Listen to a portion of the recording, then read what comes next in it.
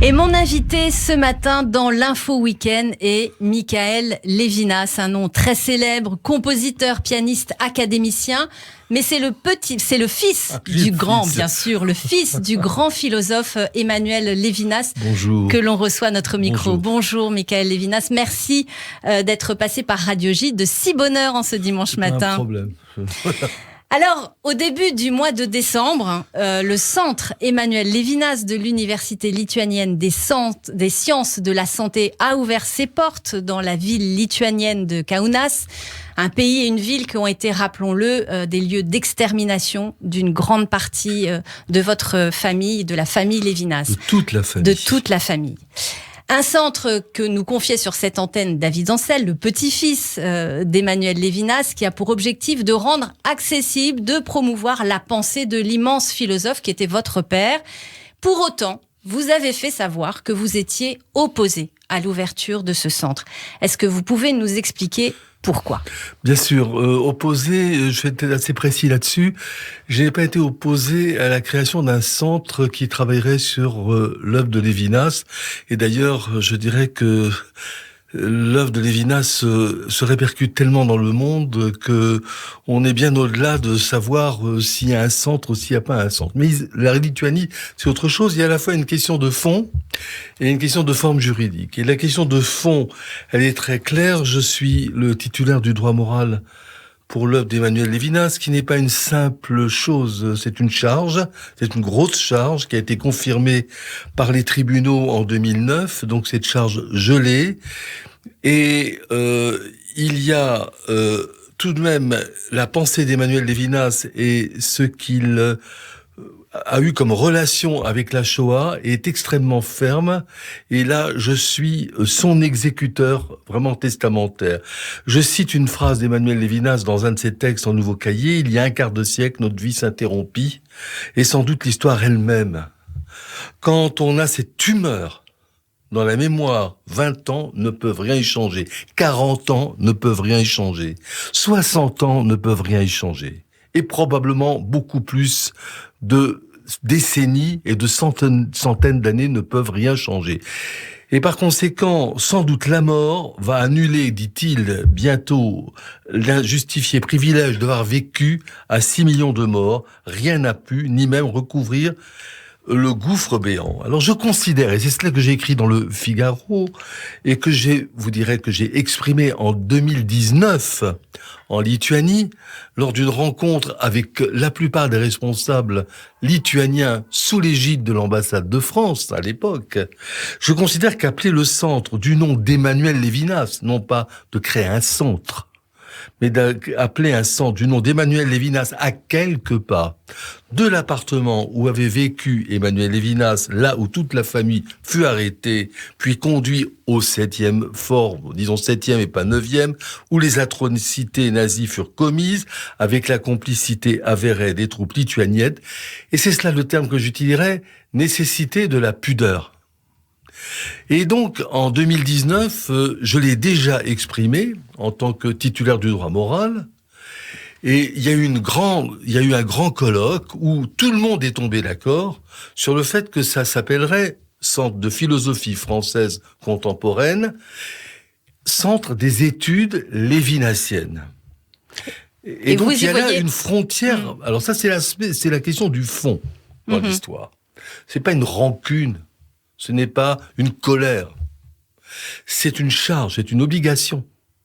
Et d'ailleurs, dans l'esprit lévinassien, cette question de l'inconciliable, de ce qui ne peut pas être oublié, l'esprit d'Amalek, en quelque sorte, il l'a déjà eu pour l'Espagne. Il n'a jamais voulu aller en Espagne, il n'a pas voulu que son œuvre soit même diffusé en Espagne. Et quand un philosophe lui disait « Depuis quand êtes-vous venu en Espagne ?» Il répondit « Je ne suis pas revenu depuis 1492. » Ça, c'est la question fondamentale. Alors, Michael Levinas, dans un discours à l'inauguration de ce centre, le grand rabbin de France, Chaim Korshia, soulignait qu'Emmanuel Levinas, par sa philosophie, sa lecture des textes, a su créer un pont entre le judaïsme, la Lituanie et la France. Est-ce que vous trouvez que ces mots du grand rabbin de France Est-ce que ces mots vous semblent justes ? Mais je ne contesterai pas la position du grand rabbin de France. Et je pense d'ailleurs qu'il ignorait, le contexte qui m'avait amené à prendre cette position bien antérieurement à cette question de l'inauguration dont je n'ai même pas été informé. Je n'ai même pas été informé. Alors ce n'est pas la colère de la non-information qui me fait parler. Mais enfin, tout de même, je suis le fils d'Emmanuel Lévinas. D'ailleurs, j'ai un fils qui est un petit-fils d'Emmanuel Lévinas, qui s'appelle Élie Emmanuel Lévinas, normalien, qui a fait Sciences Po, qui a fait des études de philosophie, qui est à HEC, qui n'a pas non plus été informé de cette chose-là. Mais je pense que le rabbin Corsia a exprimé quelque chose. Le pont, pourquoi pas ? Oui, le pont, pourquoi pas ? Il ne faut pas non plus s'embrasser comme ça facilement en oubliant ce qui est inoubliable, ce qui est vraiment inoubliable et qui est l'exceptionnelle expérience de la Shoah. Mais alors maintenant, j'aborderai la question juridique, si vous permettez. Alors, très rapidement, parce que j'aimerais aussi qu'on parle d'Emmanuel Lévinas et justement, puisqu'on a la chance de vous avoir dans ce studio. Mais je voudrais aborder la question juridique. Si vous permettez, elle va être très courte. On va pas s'étaler. Non. C'est pas le lieu ici. Non. Mais tout de même que les auditeurs et de la communauté le sachent. Bon, je suis titulaire du droit moral. Le nom d'Emmanuel Lévinas est lié à son œuvre. Par conséquent, j'ai une responsabilité en ce qui concerne l'œuvre. Ce qui ne veut pas dire qu'il n'y a pas d'accord possible, qu'il n'y a pas de solution, que c'est irréversible, qu'on ne peut pas créer un centre de recherche lévinassienne en Lituanie. Mais il faut de la pudeur. Donc le droit moral m'oblige à cette position. Deuxièmement, ce fonds est créé. Je ne connais pas les statuts. Je ne connais pas ces fonds. Je ne connais pas ses origines. La position de l'ambassade de France a été parfaitement claire. Elle n'est pas venue. Au départ, c'est elle qui m'a demandé de venir en 2019 pour négocier et pour trouver un accord avec la Lituanie. Et nous l'avons trouvé. Et puis tout a été détourné. Pas d'information. Un article dans la presse en France, le centre Emmanuel Lévinas, avec toutes les arrière-passions de cette histoire qui ne méritent pas d'être soulevées ici, mais je ne connais pas les statuts, je ne connais pas à quoi il aspire, ce à quoi il prétend. Et là, il y a une faille juridique que même l'ambassade de France n'arrive pas à connaître, et je vais devoir m'adresser à l'ambassade de Lituanie. Tout ça est tellement triste, madame, dans le lieu de la Shoah, dans le lieu du massacre. C'était vraiment sûrement pas là-bas qu'il devait y avoir une telle position. Et j'en ai parlé avec l'ambassadeur d'Israël, qui lui-même tombait des nues quand il m'a eu au téléphone. C'est à peine s'il savait qu'il y avait un fils d'Emmanuel Lévinas. Et une dernière chose, madame, cette manière de ne pas être informé, elle s'est déjà produite pour le centenaire. En 2006, je n'ai même pas été informé d'un colloque en Lituanie et de l'inauguration de la plaque sur le lieu natal d'Emmanuel Lévinas.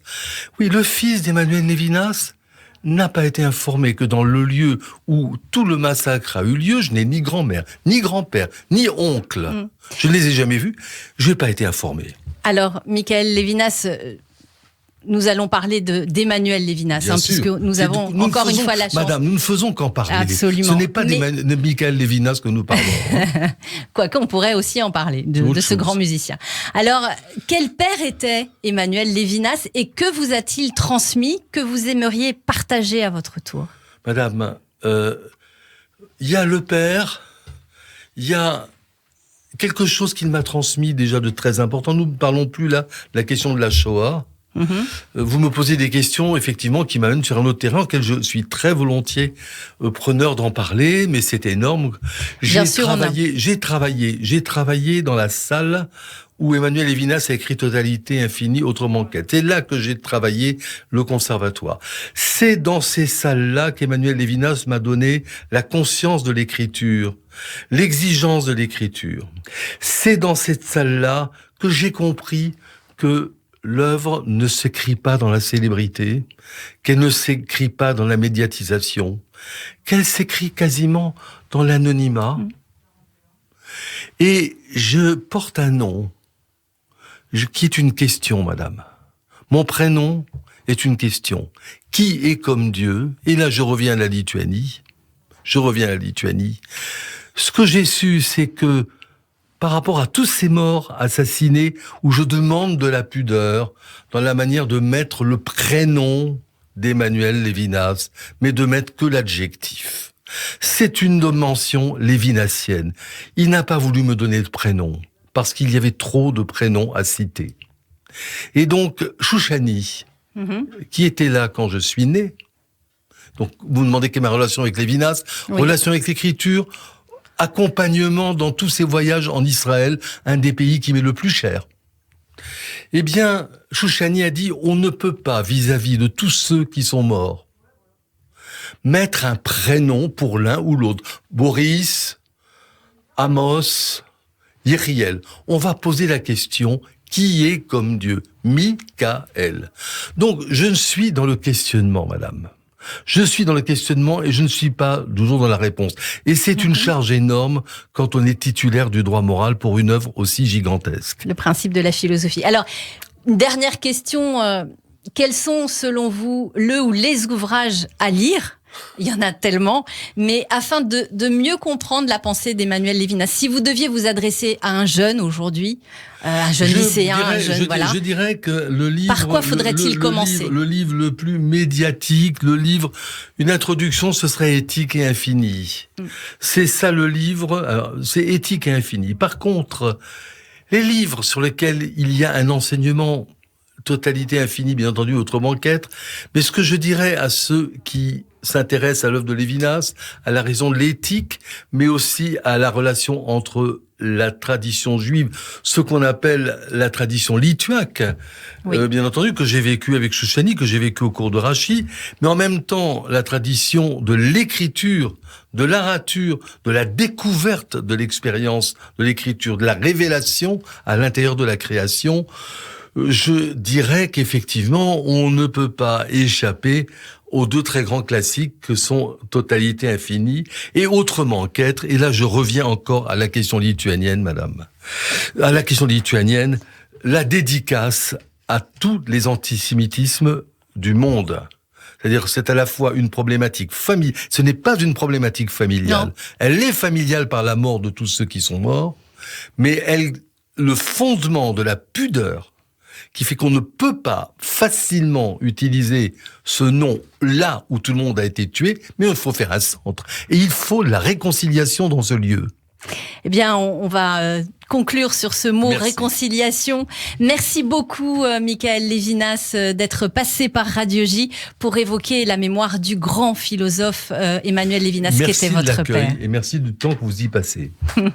C'est la moindre des choses.